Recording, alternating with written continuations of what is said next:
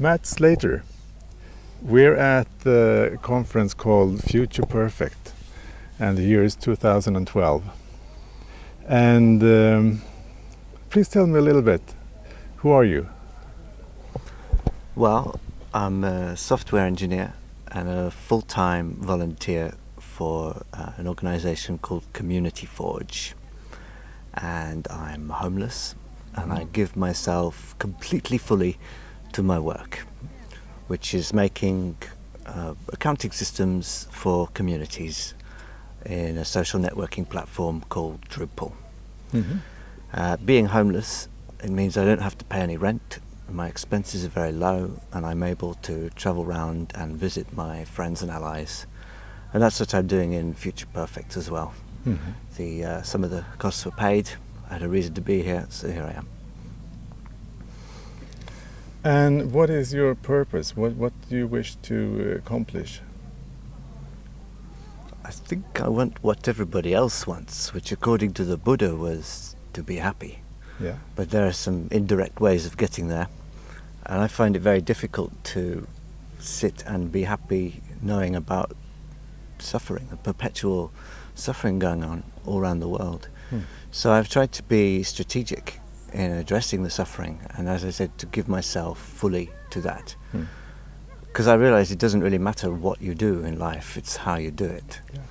So what I'm attempting to do is to address the money system, which in my analysis is at the root of most all of the world's problems, or human problems. Will everything be solved when we find the right monetary system? I think an extraordinary amount of the problems we have today will be solved. Yeah. People will still have personal issues. There will still be natural disasters. But I think we will have the tools to be able to take control of our own destiny much more. What we have in the current monetary system is institutionalized slavery. At least it seems that way to me, as an unemployed person with all my freedom. And I see everyone else working really much too hard and unable to pursue the things that they need to be healthy and happy, because the numbers just don't work out. You know, you have to send both parents out to work, and that's much worse than it was in the 60s. Why are things getting worse and not getting better when we're told that, especially with the advent of computers, we're becoming fantastically more productive? And maybe the monetary system is mirroring who we are unconsciously, and our self-image, I would imagine, in this way. So maybe the monetary system is driving who we are and dictating who we are. Yeah. And most people think that money is a pretty neutral stuff. Yeah. Like it comes from somewhere and you just receive it for work and then you give it for the things you need. And it's a neutral actor in the economy. Well, that's called neoclassical economics. Yep. And it doesn't really apply once you understand that the money is issued as debt and it has to be repaid with interest. I mean, there has always been debt and there has always been money, but in this current system, since we went off the gold standard, there is very, very little money that isn't debt. Yeah. So what could be the alternatives? What kind of options are there to the private banking money and the little amount of debt-free money that we have? What alternatives? Well, if you look in history, there are many, many alternatives, or they tend to be variations on very few themes. So, in my analysis, there are mainly two kinds of money. And what we have now is a very awkward fusion of both of them. So the two kinds of money are commodity money, which is, it's like gold standard money, or grain receipts. In the Middle Ages, people would harvest the grain, put it in the warehouse, they'd have a receipt for the grain, and that would circulate as money. And in commodity money, the money is a symbol of the commodity, which is probably somewhere else. And Or you can even commodity circulate is something the you, gold. you need. The gold is It's something like that has just- value. That has value. Yeah. And gold sort of is scarce. That's why we add a value to it. There are different theories about why gold is valuable. Okay. Certainly it has uses in jewellery, but Yeah. its traditional use as money is probably a very large factor in that, and the difficulty of obtaining it. Yep. So that's commodity money. Yep. But the other kind of money exists, as Aristotle said, by law, not by nature. And that means that the money is it's a legal instrument, and the government creates it. And the government says this is one unit of money. And usually the government will also say you have to pay your taxes with it. So they say the money is good for debts to the government. And that gives it sufficient incentive to circulate. Now the difference between these two kinds of money is that the commodity money, being stuff, being valuable, is open to hoarding and to being cornered in the market and controlled by the very, very rich, which is what's happened today. The money we have, even though it's not backed by anything, it's treated like a commodity and it's controlled by the rich. And the money that exists by law is worthless in itself. And that means it's much more likely to be a neutral actor in the economy. And it means you can create as much as you need and control the quantity in order to make the economy work well. So, what we have now is money created out of nothing, just on the basis of somebody saying they can repay the debt, really. So it's like the legal money, except it's created by a private corporation at interest. And the fact that it's interest-bearing means it's behaving like a commodity.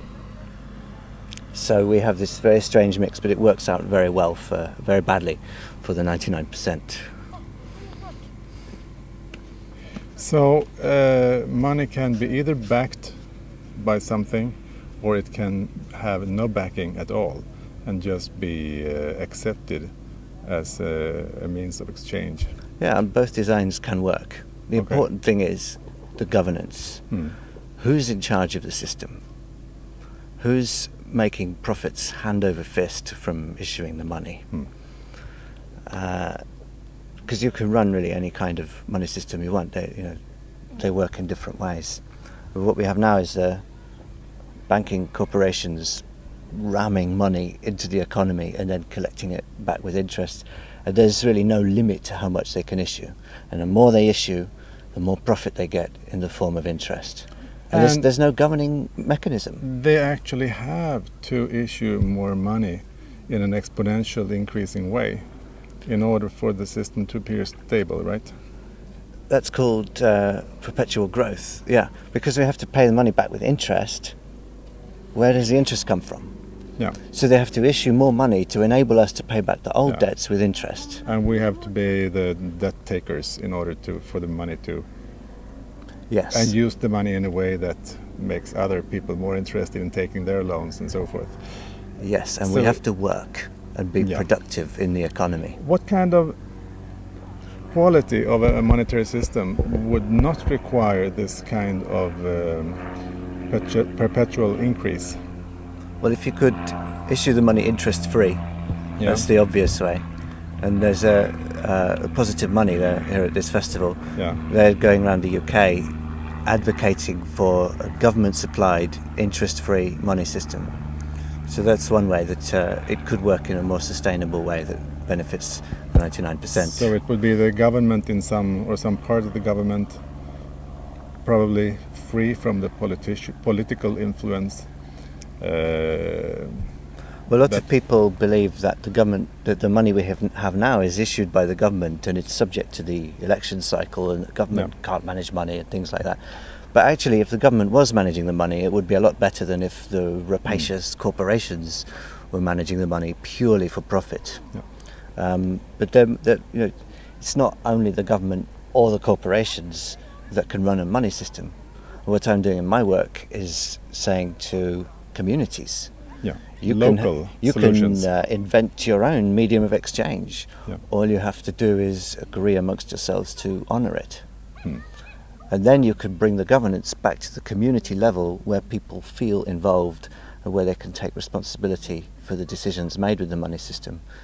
And I suggest you will find, if and when this happens, we would have a much more stable and sustainable money supply that reflects the values of the people using the money rather than the values of the most wealthy people. And how to govern the system, the amount of money that is issued and so forth.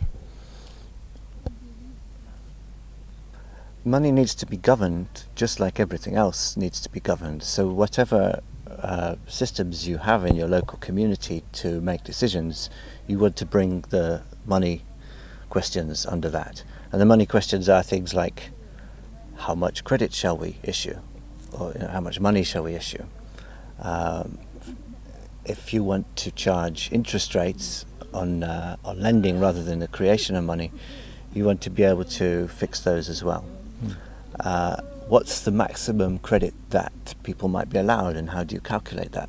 How far do you leverage the system that you have? Especially if you have commodity-backed money, you can issue more money than you have commodity in stock, but then you're in risk. So the community has to decide what the risk is. And are there any principles or like rules that need to be included in the system? I think we have a lot of work to do in that area because there are so few richly functioning local money systems. I mean, there are a good handful that we can look at, but we need to be rolling them out much more quickly because there's a planetary emergency going on. And as we roll them out, we need to be sharing information between communities and learning what works best. Do you have some examples of systems that seem to work? The most shining example in my little corner of the world, in Geneva, where Community Forge lives, is the VIA. And it's called a mutual credit clearing system. And it has thousands and thousands of businesses and a very high turnover, and it's so large that it affects the Swiss economy. So that when the Swiss franc is feeling a bit under the weather, people will turn to the VIA, and the economy keeps going. And then when the Swiss franc gets stronger, people will switch back to the Swiss franc because it's generally preferable. And this is called the counter-cyclical effect. And academics believe that this is one of the things that makes the Swiss economy strong. And it's a system for corporations to work with, mainly, or also for the consumers? That system is aimed at Swiss businesses. So it's a credit system operating between businesses. I don't know if they have consumer members as well. Are there some systems that seem to work for consumers? The let systems and time banks, much more soft social currencies. Some of them work very well, but you don't measure their impact economically. You could say that these systems are encouraging strong relationships in the community, they're encouraging gifting and cooperation, but they're not making anyone richer in any sense that an economist would recognize.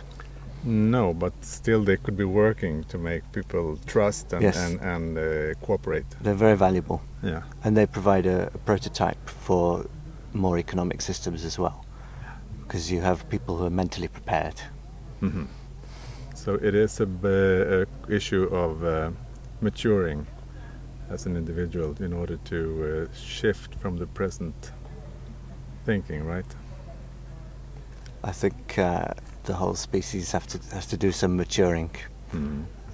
It's the cult of the self which is doing a lot of damage, and I think if we wake up to the very practical benefits of sharing, we might find we could live on this planet much more efficiently and nicely. Yeah. And it's getting more and more emphasis on that we are successful when we collaborate, not really when we compete. Yeah, there's this story that's told by Darwinian advocates. They say that humans only got here by competing against each other, and the strongest specimens survived. It's not quite what Darwin said. He said the fittest, the most appropriate. Yeah. But there's other stories coming out about how evolution might have worked, and less of a competition and more working together in small groups, feeling each other, and thinking of the group as a whole and less of the individual. Building trust, building community, building a stronger we sense. Not isolating and separating ourselves from each other. It's much more psychologically healthy to think about the we than the I. And ultimately, maybe we could just keep giving gifts and feeling so rich that we can share whatever there is. Yeah, and I think even when you've done all the accounting and all the money systems and things like that, that's only transitional. We need to be thinking ahead to a world of gifting, a world where needs are met, without asking, who are you, what are you worth? To me, the act of the gift is the most revolutionary thing. And talking about value, I think that you can only value something that is separate from you. I couldn't put a value on my right arm, really. There are Chinese people who are selling their kidneys for iPhones. Exactly. This is and that is a matter of separation. And it's a natural extension, arguably, of capitalist logic. Yes. Like my arm is a commodity. Yes. And both price tag and value, I think, needs as a prerequisite that we have separated ourselves. When something is a part of my oneness experience, it just has to be there. And it's that kind of sensation we need to cultivate and not run in the opposite direction. Well, there are so many people trying to scare us away, to run from things which are really obviously ours. Yeah. There's time to stand firm. I stand firm when somebody tells me to get a job, and I say I'm already working as hard as I can, and in the most efficient way I can. Yeah. Thank you, Matthew, and good luck. You're most welcome. Thank you for your work. Thank you.